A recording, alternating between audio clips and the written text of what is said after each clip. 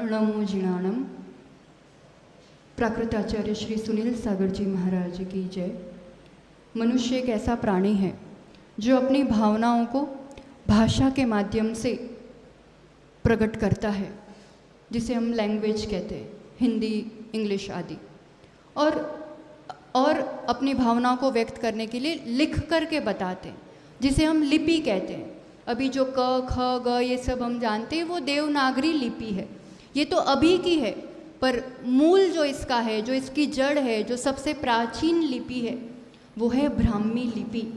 जो प्रथम तीर्थंकर आदिनाथ भगवान ने जो बेटी पढ़ाओ का अभियान प्रारंभ किया और उन्होंने अपनी ज्येष्ठ पुत्री ब्राह्मी को ये लिपि सिखाई, तो उनके नाम से ये ब्राह्मी लिपि कही गई। आचार्य भगवान सुनील सागर जी गुरुदेव इस प्राचीन प्राकृत भाषा और ब्राह्मी लिपि का स्वयं प्रयोग करते हैं और प्रचार करते हैं, और हम सब के लिए सिखाने का ये पुरुषार्थ करते हैं। आज हम सबके लिए इस ब्राह्मी लिपि को सीखने का एक सुअवसर हमारे सामने है। सभी पूछते हैं आज के इस मॉडर्न ज़माने में ब्राह्मी लिपि सीखने से क्या लाभ, तो समझते हैं हम सबसे पहली बात तो ये हमारे लिए बहुत गौरव का विषय है। जो भगवान ने सिखाई थी वो लिपि हमें आती है, सबसे प्राचीन लिपि हमें आती है। तो ये फ्रेंच, जर्मन, आज क्या पता कितनी कैसी कैसी लैंग्वेजेस और स्क्रिप्चर्स पढ़ने का एक लगन भूत लगा हुआ है। तो इन सब के बीच अगर हमें अपनी खुद की मूल भाषा और लिपि आती होगी तो सबसे बड़ी बात हमारे लिए एक गौरव का, एक प्राउड मोमेंट है। दूसरी बात आपकी गिनती विद्वानों में होने लगेगी, क्यों? क्योंकि विद्वान जन ही जानते हैं ऐसी भाषाएं और लिपियाँ। तीसरा लाभ, जब ऐसी मूल प्राचीन लिपि या भाषा का उपयोग होता है तो आपका ज्ञान का शोभशम बढ़ता है।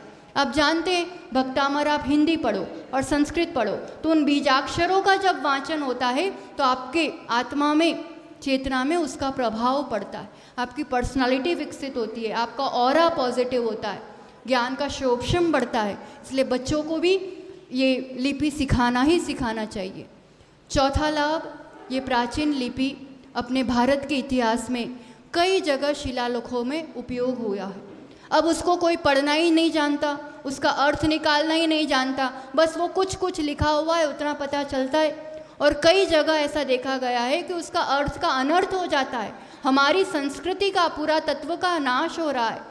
तो इतिहास को संरक्षित करने के लिए जहाँ ऐसी भाषाओं में लिखा है, लिपियों में लिखा है, तो उसे पढ़ करके, जान करके हम अपने उस पुरातत्व इतिहास को बचा सके, इसलिए भी इनका जानना आज बहुत ज़रूरी है।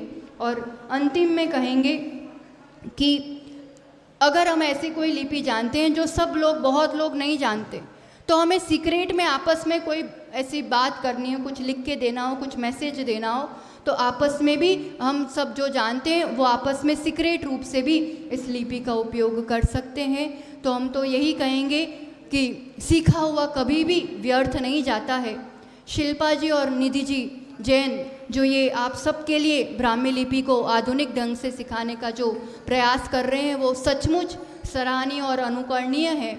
आप अधिक से अधिक संख्या में आप स्वयं अपने मित्रों को, अपने परिजनों को इसमें जोड़ें। प्रतिदिन 5 से 10 मिनट आपको इसके लिए देनी है और आप इसको सीख करके keep learning and earning knowledge. आप सभी के लिए धर्म वृद्धि, ज्ञान वृद्धि हो, ऐसा आचार्य भगवान का मंगलमय आशीर्वाद। नमो जिणाणम।